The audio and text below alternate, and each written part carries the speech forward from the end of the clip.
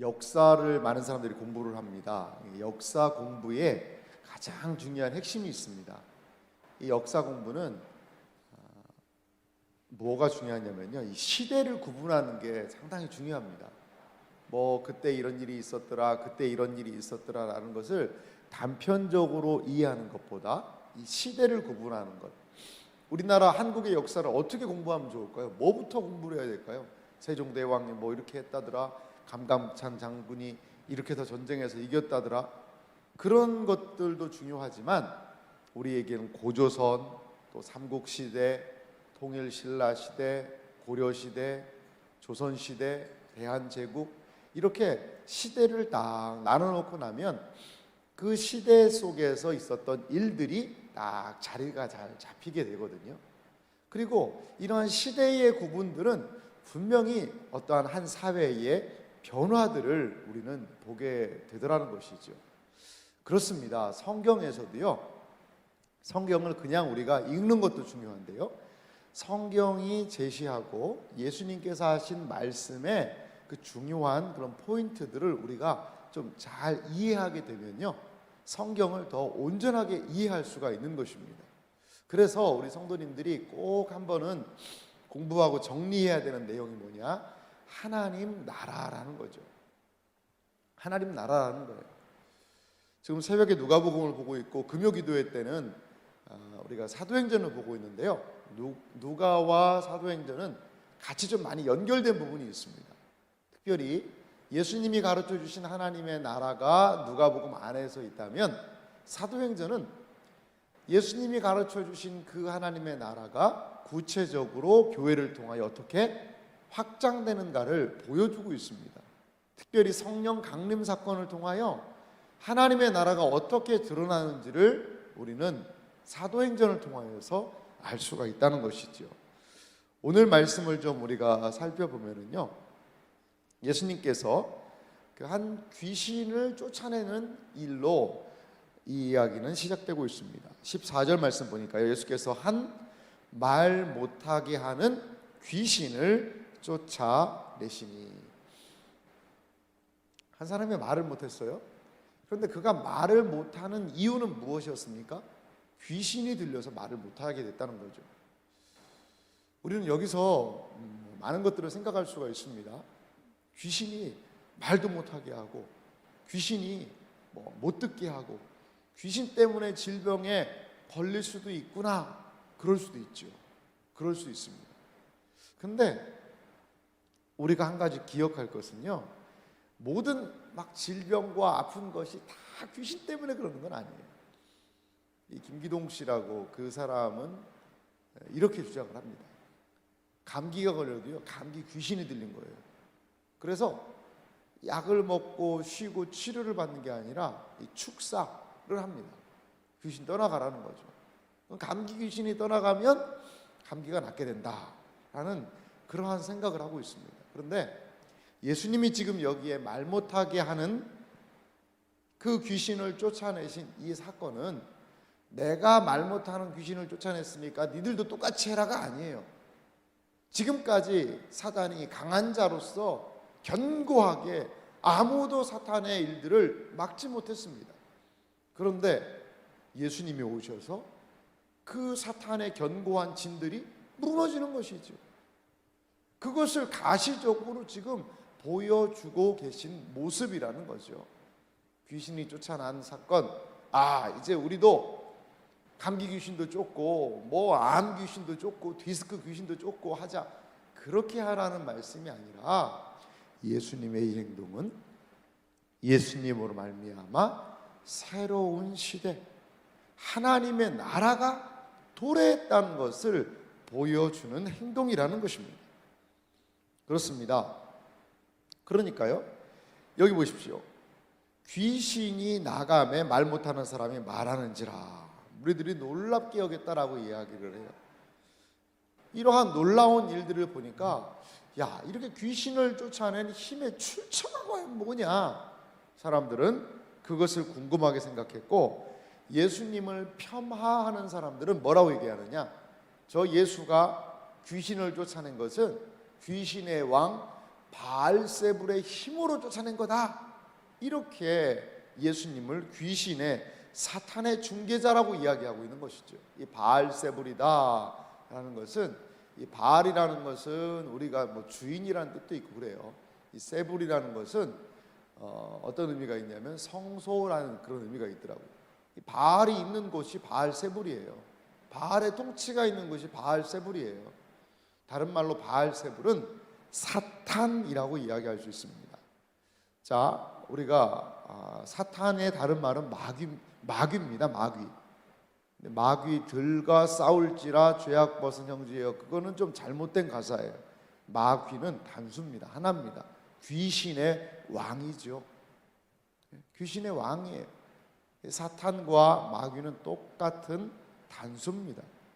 그런데 사탄과 이 마귀 사탄 바알세불을 따라다니는 그 추종 세력들이 있는데, 그것이 바로 귀신들, 성경은 그들을 타락한 천사들이다, 이렇게 이야기를 합니다. 그러니까요, 마귀가 귀신들을 부려서 사람들을 힘들고 어렵게 하고 있다는 것을 우리는 알 수가 있습니다. 예수님께서는요, 17절 말씀 보니까요, 그들의 생각을 아시고 이르시되 스스로 분쟁하는 나라마다 황폐하여지며 스스로 분쟁하는 집은 무너지느니라 라고 이야기를 하세요. 18절에도 너희 말이 내가 바알세불을 힘입어 귀신을 쫓아낸다 하니, 만일 사탄이 스스로 분쟁하면 그의 나라가 어떻게 서겠느냐. 예수님이 바알세불을 힘입어서 귀신을 쫓아낸다 그러면 자기들끼리 공격하는 거 아니겠냐. 그러니까 내가 귀신을 쫓아내는 것은 바알세불, 귀신의 왕을 힘입어서 사탄의 힘으로 쫓아내는 것이 아니라는 거죠. 그러면서 한 이야기를 19절에 이야기를 하는데요, 19절에 뭐라고 얘기해요? 너희 아들들이 누구를 힘입어 쫓아내느냐. 아마도 유대인들도 이 귀신들을 쫓아냈던 것 같아요. 유대인들도 귀신들을 쫓아내는 그런 행동들을 했던 것 같습니다. 아니, 그러면 유대인들 니들이 귀신 쫓아내는 건 누구 힘으로 하는 거냐? 그것도 그 사탄의 힘을 빌어가지고 하는 거냐? 라고 예수님께서는 논리적으로 또한 접근하고 계세요. 그러면서 아주 중요한 말씀을 20절에 하십니다. 예수님이 이렇게 귀신을 쫓아낸 행동의 의미가 무엇인지를 20절은 상당히 중요한 말씀인데요, 한번 좀 자세히 보시기 바랍니다. 그러나 내가 만일 하나님의 손을 힘입어 귀신을 쫓아낸다면 하나님의 나라가 이미 너희에게 임하였느니라. 자, 예수님께서 하나님의 손이라는 것은 하나님의 능력을 상징합니다. 하나님의 능력을 힘입어서 귀신을 쫓아낸다면 하나님의 나라가 이미 너희에게 임하였느니라.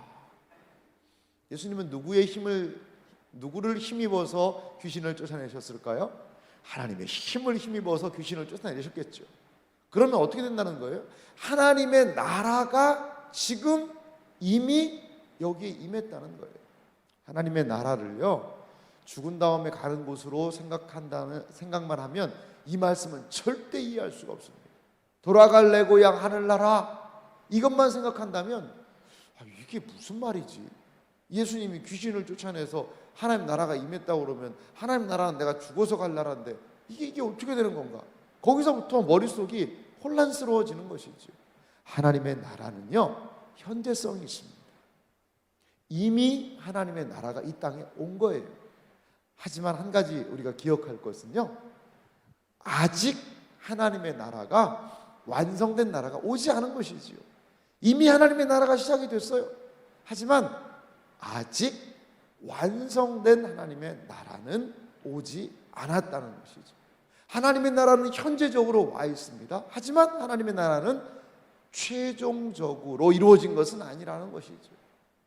언제 하나님의 나라가 완성하여 시작될까요?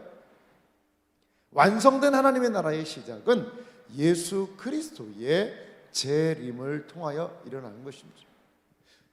하나님의 나라의 시작은 언제일까요? 온전한 하나님의 나라는 예수 그리스도의 초림을 통하여 이미 하나님의 나라는 시작됐다는 것이지요. 하나님의 나라가 시작된 것을 어떻게 할 수 있습니까? 라고 이야기한다면 사단의 권세가 결박되기 시작하는 거예요. 사단이 무너지기 시작하는 겁니다.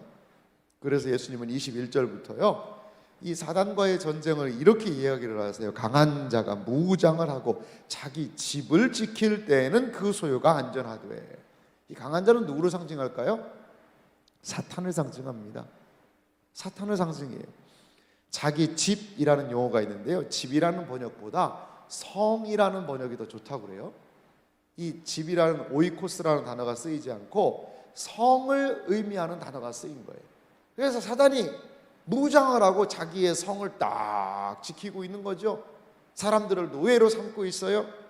그런데 22절, 더 강한 자가 와서 그를, 사탄을 굴복시킬 때에는 그가 믿던 무장을 빼앗고, 사단의 무장들을 빼앗고 그의 재물을 나누느니라. 재물에 각주 표시가 되어 있는데요, 노략물이라고 이야기해요.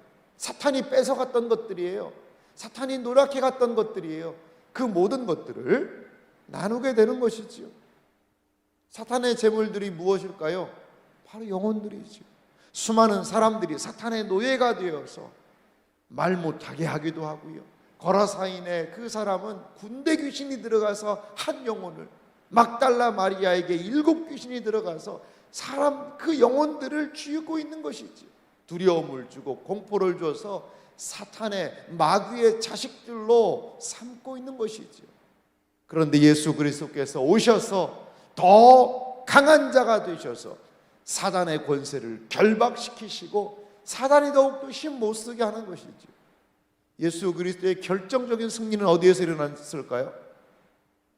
이렇게 말로써 귀신의 권세를 결박하고 쫓아내는 것도 있지만 사단의 권세가 결정적으로 패배한 것은 예수 그리스도의 십자가 사건이에요.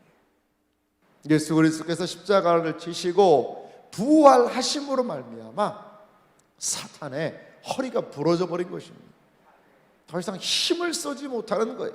이제 예수 그리스도가 다스리고 통치하는 사단의 권세에 많은 사람들이 두려워하며 벌벌 떨고 사단의 권세 아래에 놓여 있었다면, 이제 예수 그리스도께서 왕 노릇하시는 사단의 권세를 물리쳐버린 새 시대가 도래했다는 것이지. 그렇게 되니까요, 복음이 증거되는 거예요. 사단의 권세가 결박되니까 사도행전을 통하여 복음이 이제 확장될 수가 있는 거예요. 복음이 확장됐다는 것은요, 사단의 권세가 결박되고 이 사단의 강력한 것들이 무너지기 시작했다는 것을 우리에게 반증으로 보여주고 있는 거예요. 복음이 전 세계적으로 확산될 수 있는 근거가 무엇일까요? 그렇습니다. 사단의 권세가 결박되었기 때문이라는 것입니다. 예수님께서는 이렇게 명백하게 예수 그리스도로 말미암아 이 땅에 시작한 하나님의 나라, 그 하나님의 나라로 인한 사단의 무너짐에 대하여 말씀하고 있습니다. 그런데요, 여기서 한 가지 우리가 기억할 것은요, 아니 그러면 이 복음이 증거되는데 거침이 없이 반대도 없이 예수님이 승리하셨으면 다 돼야 되는데 왜 지금 우리는 이렇게 복음을 증거하고 하는데 어려움이 있습니까? 라고 생각할 수 있어요. 그 이유는 이렇게 설명이 될 수 있습니다. 아직 사단의 완전한 멸망은 이루어지지 않았다는 거죠. 허리가 부러져서 힘은 잘 못 써요. 하지만 지금도 우는 사자처럼 기어다니면서도 그 귀신들과 함께 어느 정도 제한된 힘을 발휘하고 있다는 거예요. 이게 지금 우리가 당면하고 있는 현실의 문제들입니다. 예수 그리스도의 권세와 힘 앞에 사단은 힘을 못 써요. 하지만 많은 사람들은 예수 그리스도를 받아들이지 않아요. 믿지 않아요. 그래서 스스로 사단의 포로가 되어버리는 것입니다. 뒤에 나오고 있는 더러운 귀신이 사람에게서 나갔다가 물 없는 곳 다니다가 그 청소된 집에 다시 7 귀신을 데리고 귀신 8이 들어가는 그러한 이야기를 하는 것이 바로 그것을 이야기합니다. 예수님의 능력으로 사단이 나가고 온전하게 돼요. 그런데 예수 그리스도에게 충성하지 않으면 다시 사단의 종이 될 수밖에 없다는 거예요. 많은 사람들은 생각합니다. 아니, 내가 그냥 예수를 안 믿을 수도 있고 믿을 수도 있는 것 아닌가? 사람들은 그렇게 생각을 합니다. 하지만 여러분 기억하십시오. 신앙의 중립지대라 존재하지 않습니다. 예수 그리스도를 믿든지 예수 그리스도를 믿지 않는 자면 사단을 따르는 자들이라는 거예요. 나는 사탄을 따르는 자가 아니에요 라고 이야기할지 모르겠지만 사단이 그의 영혼을 지배하고 그의 모든 상황을 그냥 그렇게 끌려가는 삶을 살 수밖에 없다는 것입니다. 우리 신자들이 기억할 것은요, 예수 그리스도께 충성해야 한다는 것입니다. 이것이 바로 사단을 물리치는 길입니다. 예수 그리스도를 충성하여 따를 때에 우리는 이 세상의 정욕, 이 세상의 사탄의 길을 물리치고 예수 그리스도의 길로, 하나님의 백성의 길로, 하나님의 자녀의 길로 나아가게 될 수 있을 줄 믿습니다. 사랑하는 성도 여러분, 마귀, 사탄, 귀신, 그런 이야기가 뭐 신화와 같은 얘기고 그거 우리가 지금 뭐 믿어야 됩니까? 이 과학 문명이 이렇게 발달한 이 시대의 말입니다. 가만히 뉴스나 이런 것들을 보면요, 저게 사람이 할 행동들일까 생각이 들어요. 그러니까 뭔가 쉬운 거예요. 정말 사탄이 이 말세의 마지막 때에 더 발악을 하는 것 같습니다. 발악을 하는 것 같아요. 우리 요한계시록을 통하여서도 그 내용들을 살펴봤죠. 나팔 대접 심판, 나팔 심판 때 황충이 올라와서 그 괴로움의 심판을 하지 않습니까? 꼭 이 시대가 그렇구나 라는 생각이 들어요. 이 시대, 그래서 복음의 역사가 더욱더 온전히 확장되어야 될 줄 믿습니다. 복음이 증거되어서 사단의 그 결박, 괴로움의, 귀신들의 그 괴로움에 놓여있는 영혼들이 오늘 예수님께서 하신 그 말씀과도 같이 믿던 무장들을 더 강한 자가 와서 그것들을 빼앗고 그의 재물들을 나누게 하는, 자유케 하는 일들이 필요하다는 것이죠.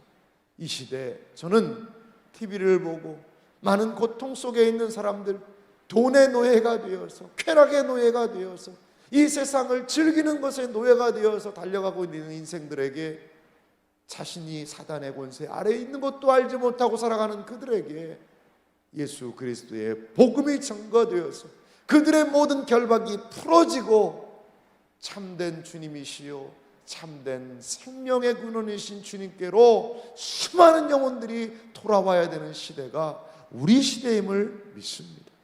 이러한 복음의 역사를 증거하는 것, 우리 교회의 사명이고 우리 신자들이 일평생 주님과도 같이 증거해야 되는 가장 중차대한 일인 줄 믿습니다. 그리스도께 충성하여 사단의 권세를 물리치고 수많은 심령들을 복음으로 주님께로 인도하는 은혜의 역사가 있으시기를 주님의 이름으로 축원합니다.